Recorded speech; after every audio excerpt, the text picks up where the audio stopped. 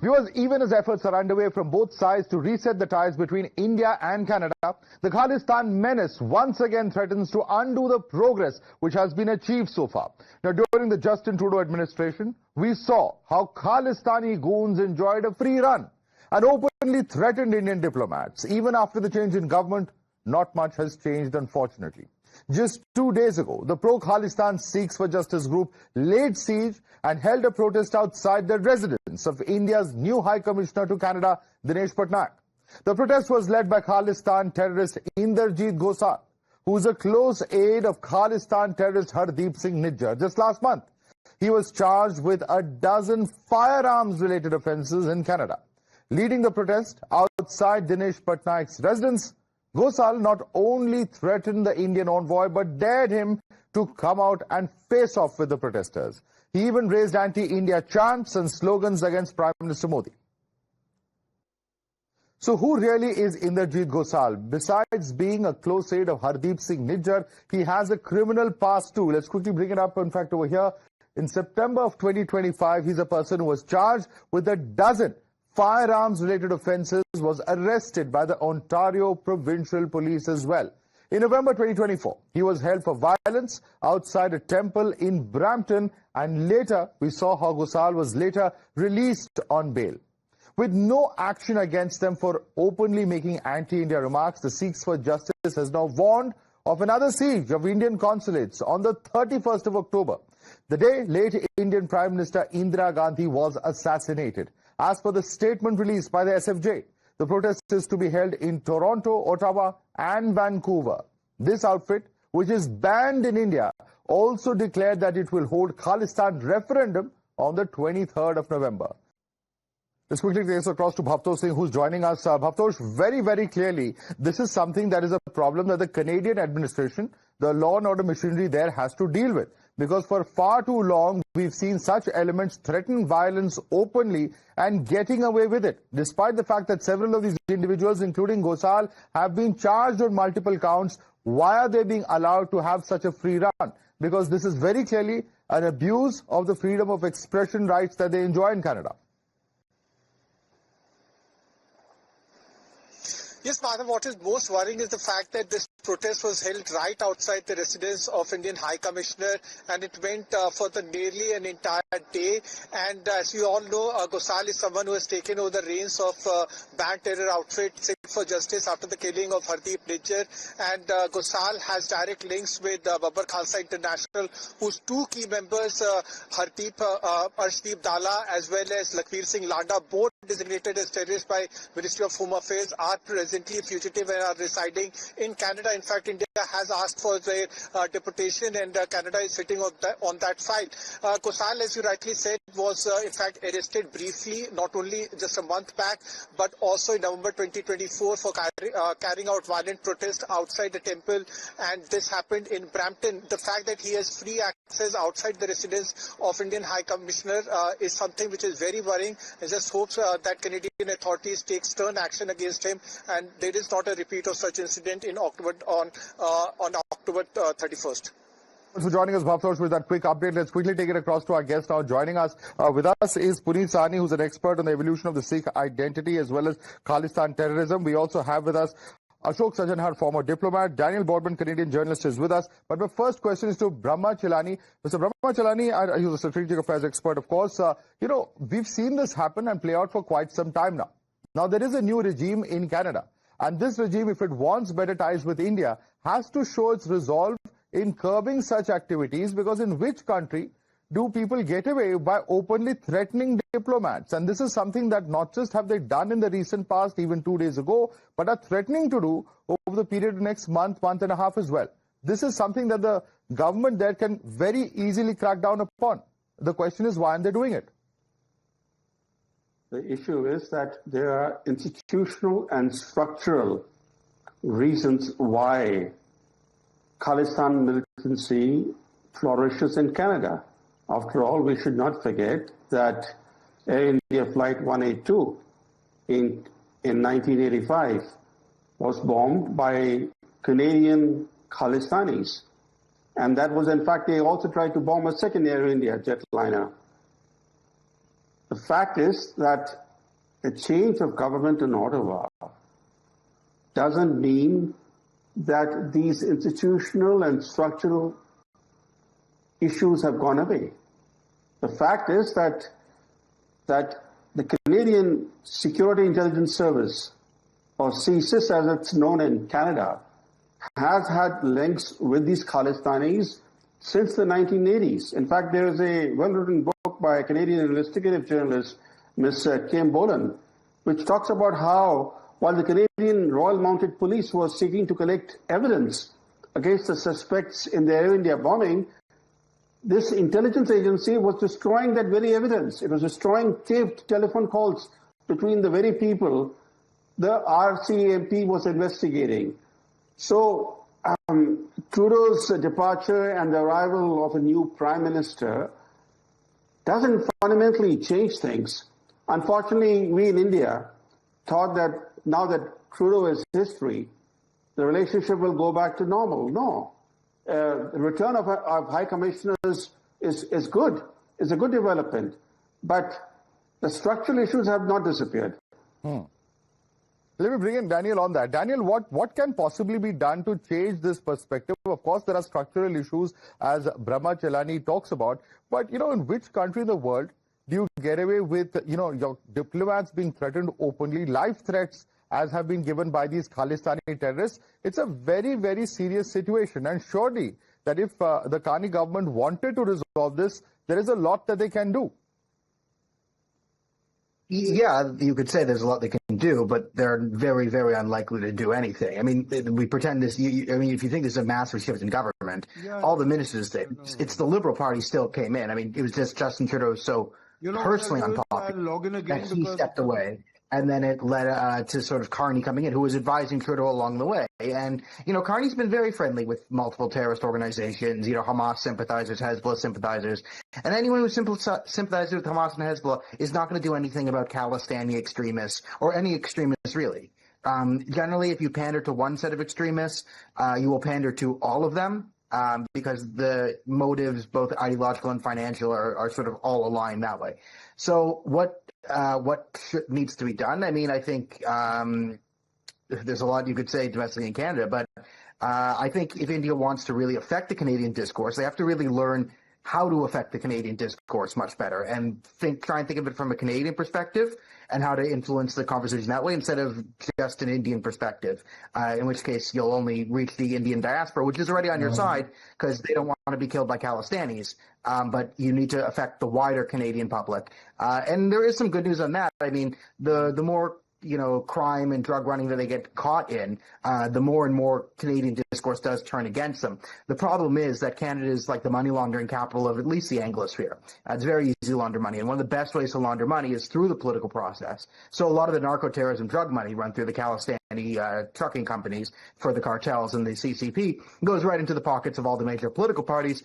So the incentives for any politician in Canada are perverse in sort of stopping this because a lot of the political parties are funded by the narco trade because we made Canadians funding Canadian politics a bad thing because we were trying to spite America to appeal to Bernie Sanders supporters in America because we're just a very silly country when it comes to things like that over the last decade. But that's essentially where we stand is you need to be able to affect the Canadian discourse, and the Khalistanis are doing a very good job of sullying their own name in Canada, but the pro-India narrative doesn't do a good job of penetrating the Western Perhaps there are important things that need to be done. Let's quickly bring in some of our other panelists on that. Ashok Sajjanhar, that looking at things from the Canadian perspective is very important in terms of affecting the public discourse. While, the criminal activities that several of these Khalistani members may be associated with is, of course, driving them, into a more difficult situation. What more can we actively do? We are looking at a situation where Canada and India both want to improve ties.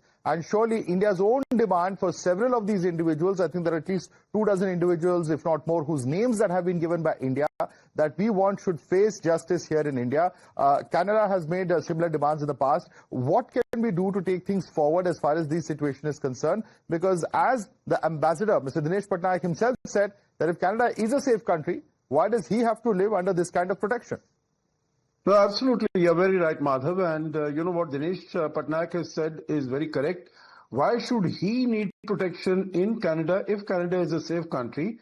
Canadian High Commissioner does not need any protection here, because, all these things that they are talking about Khalistan, getting the new state of Khalistan, that has no traction whatsoever in India. There are no takers for that argument at all.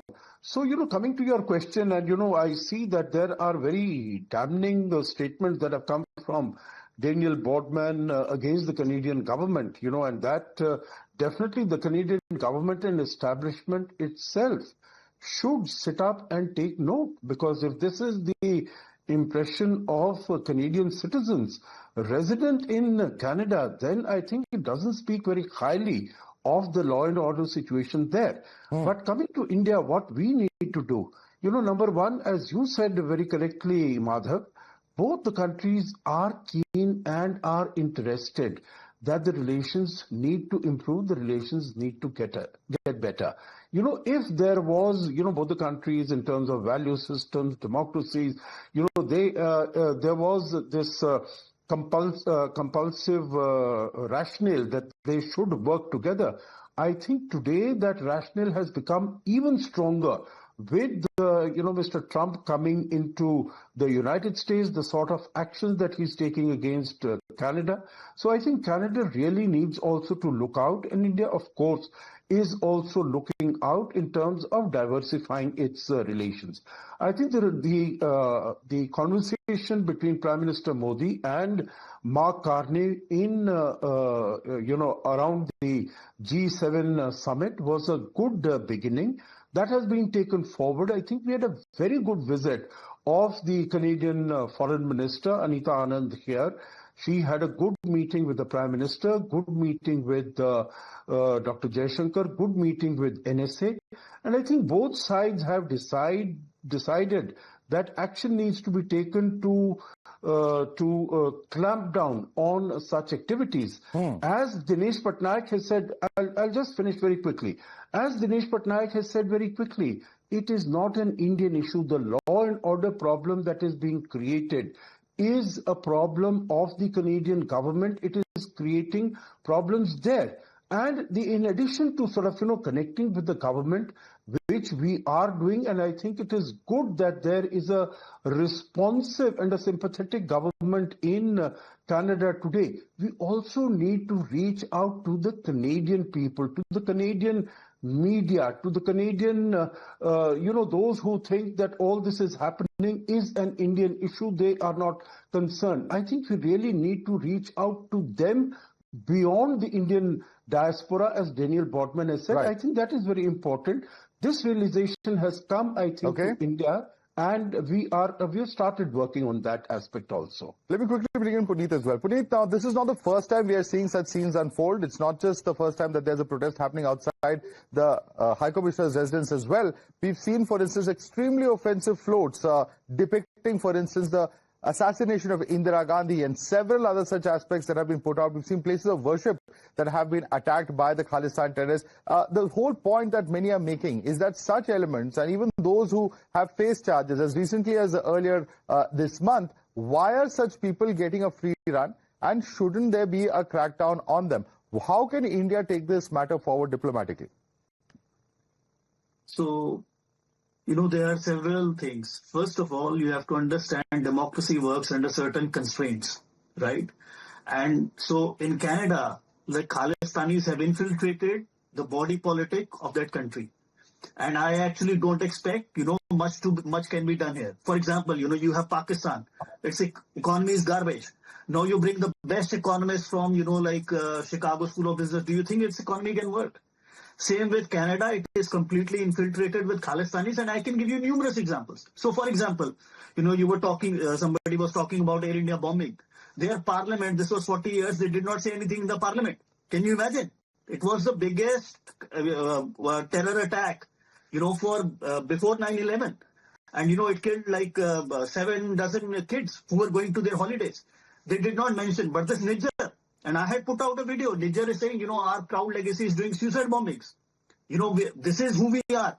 And before he died, I will send you a picture. He's like, he had a gun and he's like, this is my tool to set out enemies of the Sikhs and Bandar Sena. Bandar Sena is a slur for Hindus. And that person, he cheated multiple times to enter into Canada. He is saying my legacy is suicide bombing. And he is saying I sought out the Hindus and anybody who speaks against the Sikhs with a gun. That person, they did like a minute of silence or something in the parliament. So that person has relevance. That country has completely gone to dogs. It cannot sort out the Khalistanis because of the constraints it works under. So you sort out yourself out. This is my problem that I'm speaking. For India, we are a soft country. And we are a country with a short memory. You are talking about Mr. Patnaik. I can give you examples from 1980s when Khalistanis would barge into like the Indian consulate and burn the flag. If you look at the, the ambassadors or the diplomats at the time, they also had to live in fear and insecurity. You can actually find a video of, his name is skipping my mind if you do, that he's being beaten by this Khalistanis. He's trying to leave and they attack him with force. So this was a very, very common thing.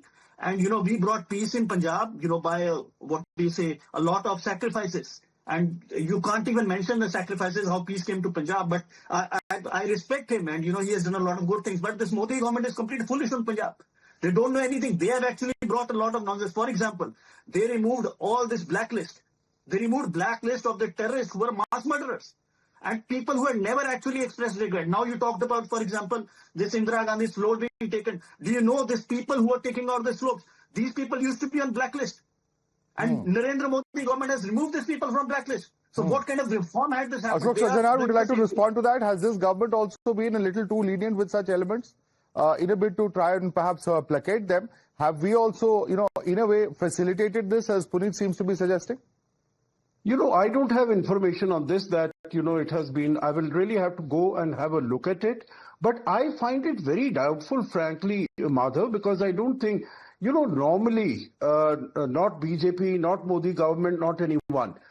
I would say that there would be some sort of appeasement taking place in a state, Madhav, if that state had also a government of the same complexion, of the same party. Meaning, if there is a government which has not been of your party in that state, in Punjab, first it was Congress, then it has been Aam Aadmi Party, it has not been a BJP. There is no reason in my view as to why the BJP should be going that extra mile, the central government should be going that extra mile to sort of, do the appeasement. As I said, I'm not aware of the information that Puneet is sharing. I'm sure he's mentioning this on your channel, a very respectable channel, which is watched by millions.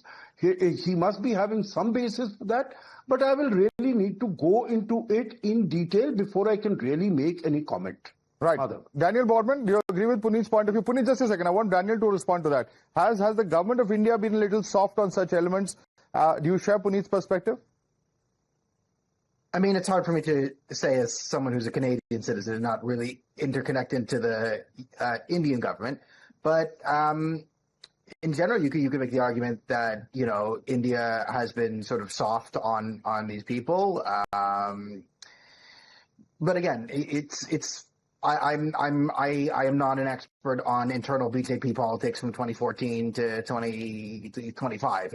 So I can tell you all the ways in which the Canadian government has mishandled this over the last 40 years. But in terms of like my opinion on the Modi government prior to 2023 and how they're handling it, something I So Daniel, tell us, you said that the government should look at it from the Canadian perspective. If you were in the government of India, you were to advise the government of India, what would you tell them to do differently to, make an impact on ground? All right, I'd say, hey, who has good English skills in the MEA? You. Get here. Okay, make a 5-minute video, and what you should do is you focus on one of the bigger cases you want extradition. Make a flashy thing, like Arshkala. He's on video actually shooting a guy in the back of the head. It's right there. You make a pretty graphic video. Say, this is Arshkala. Look, he's murdering this person.